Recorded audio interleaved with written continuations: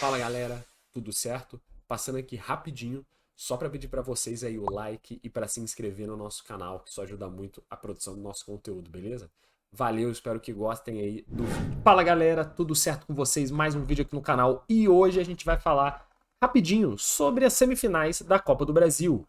Nós tivemos o jogo de volta, eu tô gravando isso na noite de domingo, dia 21, onde tivemos aí, no próprio domingo, Corinthians e Flamengo, que foi 0-0, e no sábado, Vasco e Atlético Mineiro, que foi 1-1. Dois empates nos jogos de volta da Copa do Brasil, o que favoreceu, portanto, os dois times que venceram seus primeiros jogos em casa. E por isso, Atlético Mineiro passou para a final e o Flamengo também passou. Vai ser uma final bem interessante. Antes de entrar nos jogos em si, só falar esse pouquinho da final. Não acontece tem algum tempo, mas não tanto tempo assim. A última vez que o Flamengo e o Atlético Mineiro decidiram finais nacionais foram em 2022, que o Atlético Mineiro foi campeão da Copa do Brasil e do Brasileirão do ano antecessor. E, portanto, ele não teria um adversário para jogar a Supercopa, que é aquele jogo único no início do ano. Por isso, o Flamengo foi o vice-campeão, acabou disputando com o Galo a Supercopa, que é um jogo sozinho, foi 2-2, e aí nos pênaltis foi 8-7 para o Galo, que foi campeão da Supercopa. E a única outra vez que aconteceu uma final entre os dois times foi em 1980, em que eles decidiram o Campeonato Brasileiro. O Atlético ganhou o primeiro jogo por 1-0 e o Flamengo venceu por 3-2 no jogo de volta. E aí acabou sendo campeão. Aconteceram duas vezes, mas existe um longo histórico de confrontos em mata-matas, O Atlético e o Flamengo têm uma rivalidade grande, por terem várias eliminações. A gente teve recentemente aquele jogo do inferno, que o Gabigol falou que ia virar um inferno, e aí o Flamengo fez uma baita festa, e ele conseguiu eliminar o Atlético Mineiro, reverter um resultado que tinha, Então, existe um confronto legal, existe um clima legal para essa final de Copa do Brasil. É verdade também que é mais pro lado do Atlético do que do Flamengo, O Atlético Mineiro tem o Flamengo como um rival, O Flamengo não tem o Atlético Mineiro como um rival, mas ainda assim é um time grande e é encrencado, então de qualquer maneira vai ser uma final maneira. Eu acho que seria mais legal Flamengo e Vasco, Obviamente. Até porque, eu sou flamenguista, então seria muito mais divertido ter uma final contra o Vasco. Não vai acontecer, infelizmente. Essas finais vão acontecer em breve já, então se eu não me engano, sem ser o próximo fim de semana, são os outros dois, domingo dia 3, domingo dia 10. Então existe 15 dias aí para essa partida que os times vão ter para se preparar, poupar e recuperar alguns jogadores, Talvez estejam lesionados, não estejam no seu auge físico, mas é rápido, O jogo não vai ser no fim de novembro, só vai ter um mês. Então é meio que agora, os times têm que manter esse ritmo para chegar bem para a final. Dito isso, entrar rapidinho nos dois jogos. E primeiro no jogo de sábado, Vasco e Atlético Mineiro. O jogo, na real, assim, ele foi muito prejudicado por causa da chuva. Tinha aquele risco de tempestade no Sudeste, tanto para São Paulo quanto para o Rio de Janeiro. E acabou que sexta-feira não choveu tanto assim, mas sábado choveu bastante, principalmente no Rio. E isso prejudicou muito a partida, porque o gramado de São Januário até aguentou bem a chuva, mas não teve jeito. O gramado ficou ruim, ficou muito pesado. E eu acho que isso também fez os jogadores ficarem muito cansados. A chuva estava forte, Estava incomodando. E por isso eu acredito também que o jogo tenha sido pior do que poderia ser. Também é verdade que são dois times que não estão no seu melhor momento, mas também não estão no seu pior momento. Seria um jogo mais disputado do que numa qualidade técnica absurda e tudo mais. E foi mais ou menos isso que a gente viu. O Vasco jogando em casa e precisando do resultado, precisando de pelo menos um gol para levar para os pênaltis, tentou começar pressionando, a torcida embalou. Pô, isso tem que ser dito. A torcida do Vasco cantou o tempo inteiro, tentando levar o time ao sucesso. E o Vasco respondeu, principalmente no início do jogo, tentou pressionar, mas é um time que não tem muita efetividade, Não sei o Veguete, o Verrete. Então tentou, mas não conseguia fazer muita coisa. E o jogo ficou meio mais ou menos, O Atlético conseguiu ter um pouco mais de controle a partir de certo ponto, por ter mais qualidade técnica mesmo. Só que aí, mais ou menos ali aos 30 minutos, teve um pênalti que o Otávio, se eu não me engano, o Otávio, não sei se é zagueiro, mas enfim. O jogador Otávio do Atlético Mineiro pôs o braço na bola, uma completa imbecilidade, Foi pênalti mesmo, tinha que marcar. Um adendo só, o VAR demorou, sei lá, quase 10 minutos para fazer essa análise, o que é um absurdo completo, Não pode isso, não foi tão difícil assim, era bem óbvio que a bola tinha batido na mão, então enfim, Só pra fazer esse adendo que o VAR é uma merda no Brasil. Dito isso, foi pênalti, Verrete não tem jeito, bateu e fez. E aí, a partir desse momento, dos 30 minutos do primeiro tempo, o Vasco, ele empolgou, Porque, pô, cresceu no jogo, fez o gol, o Atlético Mineiro tava mais ou menos, o Vasco cresceu, tentou, Teve mais um ou dois chutes ainda no primeiro tempo, perigosos, né? Trazendo algum perigo, mas não conseguiu passar do 1-0. Mas pro Vasco tava bom, pô. Foi pro intervalo com o resultado, pelo menos, dos pênaltis. E aí o segundo tempo foi bem diferente. O primeiro tempo foi mais animado, né? O segundo tempo foi bem diferente, porque eu acho que aí a chuva complicou o jogo. O gramado pesado, a chuva que não parava, né? E o gramado piorando. E os jogadores ficando muito cansados, tanto pela passagem do tempo quanto pela chuva que não parava de cair, o jogo ficou muito morno, né? Porque, por um lado, o Vasco tinha feito o gol necessário, então agora ele estava mais cauteloso. E o Atlético Mineiro, pô, tomou o gol, mas, pô, não era o fim do mundo. Você ainda tá indo pros pênaltis, num cenário bem desagradável para o Atlético Mineiro. Então, ambos os times ficaram mais seguros do que agressivos, e aí o jogo amorna. Quando ambos os times ficam mais para não tomar gol, o jogo fica, né? Todo mundo sabe, o jogo acaba ficando bem mais chato. E aí teve um lance ou outro, uma bola, que a bola bate, rebate, quase que entra, o Verratti perde o gol, né? Enfim, teve uns chutes do Atlético Mineiro, mas também nada muito uau, né? Até que, do nada, porque esse lance começou do nada, não sei se é uma lateral, um lance meio fortuito, e a bola cai nos pés do Hulk, tipo, quase 40 minutos do segundo tempo, e ele faz uma finalização bizonha, muito foda. Assim, literalmente ele tirou da cartola. Ele pegou a bola, cortou o pé esquerdo, bateu e foi gol. Golaço. E aí complicou muito pro Vasco, porque esse gol foi aos 35, aos 38, e um jogo em que ambos os times já estavam muito cansados e claramente já dava pra ver que estavam levando meio pros pênaltis, estava com muita cara de pênalti já. Esse gol tirado da cartola pelo Hulk resolveu a partida. Foi um golaço, ele dá uma colherada assim, perna esquerda, o Léo Jardim não tinha a menor chance de pegar. E aí o Atlético Mineiro, ele agora estava com tudo na mão, ele ia continuar jogando da mesma forma, se defendendo. Só que aí o Vasco tinha que em 10, 15 minutos, contando com o acréscimo, tirar uma força de onde não tinha mais. E aí tentou, mais no Bumba Meu Boi, né, seja lá o que for, bola na área, quem sabe o Verratti faz um gol, ele até consegue uma cabeçada, mas não passa nem perto. Né, e aí o Vasco acaba sendo eliminado muito pela estrela do Hulk. Mais do que qualquer outra coisa, eu acho, nesse jogo, a estrela do Hulk resolveu o jogo sem precisar levar para os pênaltis, né? As estatísticas do jogo mostram um pouco do que era previsto. O Atlético Mineiro teve 60% de pós-bola, bem mais passes certos, né? Assim, tem que ser dito. O Vasco teve 95 passes errados, um aproveitamento de 70%. É um negócio complicado. Não dá para errar 100 passes numa partida, mesmo chovendo, né? Pô, não tem condição. Só que o Vasco finalizou muito mais. O Vasco teve 3 finalizações, 6 para fora e 3 no gol. Né? O Atlético Mineiro teve só 6 finalizações e 2 no gol. Mas as 2 no gol entraram. As 2 no gol não, uma das que foi no gol entraram. Então, isso resolve o jogo. Não tem o que fazer. Vasco eliminado, Atlético Mineiro na final. Eu acho que assim, o Atlético Mineiro é um time melhor mesmo do que o Vasco. E a participação do Vasco na Copa do Brasil foi excelente. Dado o time que tem, e as previsões se tinha para o Vasco no início da temporada, chegar na semifinal da Copa do Brasil e quase numa final, é uma performance absurda, na minha opinião, para o Vasco.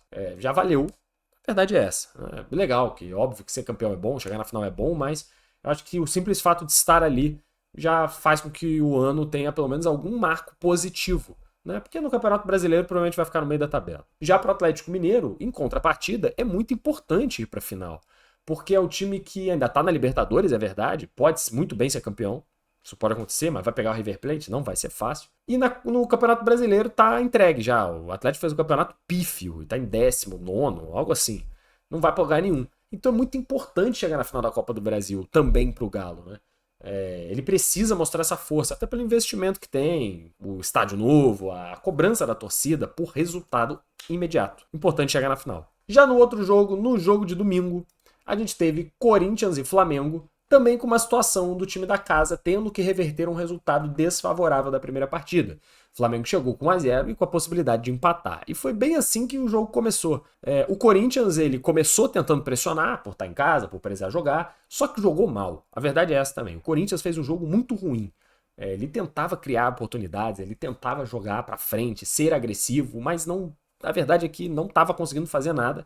E o Flamengo, na verdade, era mais perigoso do que o Corinthians. Mesmo que o Corinthians tentasse jogar mais com a bola, criar mais chances, as chances de maior perigo eram do Flamengo. Né? Inclusive, o Flamengo chegou a fazer um gol, né, com o Alexandre de cabeça, que foi desmarcado pelo VAR, numa traçagem de linha próxima. Tá certo. Mas foi bem próxima, Mas tudo bem. Demorou um pouco mais do que deveria, né? Enfim, o gol foi anulado, o jogo continua, e aí tem o lance que é o capital do jogo, né? O Bruno Henrique dá uma solada na cabeça do Mateuzinho, que aí, porra, assim, óbvio que foi pra cartão vermelho, né? Porque o cara quase matou o Mateuzinho. Mas é muita imbecilidade do Bruno Henrique. É óbvio que foi sem querer, ele não queria fazer isso, né? Enfim, whatever. Todos sabemos. Mas não dá pra um jogador, numa semifinal de Copa do Brasil, jogo tenso, jogo difícil, pô, colocar o pé aqui, pô, a 1,70 m do chão. Pô, pelo amor de Deus, sem olhar, ele nem olhou, ele tava meio de costas girando. Faltou inteligência pro Bruno Henrique e isso podia ter posto tudo a perder. Acabou que não pôs, mas poderia. Pô, abriu a cabeça do Mateuzinho, né? Tomou 6 pontos na cabeça. Foi um lance duro, foi um lance duro. E aí, com isso, Corinthians com a mais, a partir dos 30 minutos do primeiro tempo, tinha tudo para aumentar essa pressão, que ele já tinha tentado fazer sem sucesso. Agora, com o jogador a mais em casa, porra, vai pressionar o tempo inteiro. E até tentou, vai, porque o Flamengo fez uma substituição na mesma hora, né? Colocou mais um zagueiro e trocou por uma linha de 5. E entregou a bola pro Corinthians jogar. E aí que tá a grande chave. O Corinthians não sabe jogar com a bola no pé. É um time que, bom, não é um grande time, né? Vem melhorando nos últimos jogos. Isso é bem verdade. Vem de um grande resultado, 5-2 com o Atlético Paranaense, que é um catado em campo. Então também não sei se vale muito.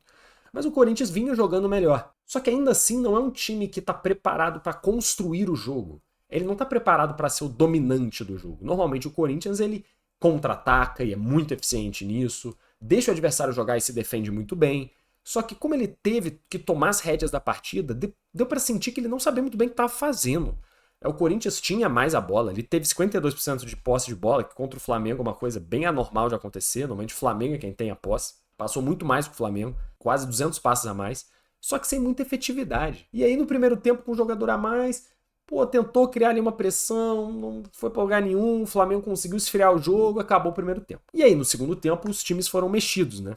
O Corinthians pôs jogadores novos, mudou um pouquinho a estratégia, tentou ir mais ainda pra frente, né? Tirou o Gustavo Henrique, que tava muito mal, se eu não me engano ele saiu no intervalo, eu acho, mas pode ser que ele tenha saído depois. Fez algumas trocas interessantes. O Flamengo não mudou muita coisa, trocou lateral, nada que tenha mudado também muita tática do jogo, né? E o Corinthians voltou tentando de novo pressionar o Flamengo. Só que, cara, aí a gente tem que entrar num jogador, né? Que é o Yuri Alberto. O Yuri Alberto não tem condição psicológica de jogar num time como o Corinthians. Pô, ele teve uma oportunidade cara a cara com o goleiro, beleza, não era óbvia a chance de gol, mas era boa. Finalizou de biquinho, horrível a finalização. Depois ele teve uma grande finalização de perna esquerda, beleza, que o Rossi pegou. Depois, no início do segundo tempo, ele teve uma cabeçada que não foi nem errada, mas ele cabeceou numa direção esquisita, né? Perto do gol, poderia ter sido gol. E depois ele teve mais oportunidades, teve uma cabeçada livre dentro da pequena área, que ele também cabeceia para fora, enfim. O Yuri Alberto, ele é um cemitério de ideias, um cemitério das jogadas do Corinthians. A bola chega nele, a jogada acaba. A bola vai para fora, a jogada acaba. Tem que ser dito isso, tem que ser dito isso. Porque o Corinthians teve 16 finalizações no jogo. O Flamengo teve 5, o Corinthians teve 16. E inclusive 7 no gol. Só que são chutes sem muita pretensão. Chutes fracos, chutes no meio do gol, né? Assim, chutes sem muito cabeçadas ruins. Falta finalização, cara. Faltou muita finalização pro time do Corinthians, que até conseguiu construir um pouquinho, bem menos do que deveria, pela circunstância, um jogador a mais. Em vários momentos do jogo, não parecia que o Corinthians tinha um jogador a mais. Parecia que estava 11 contra 11.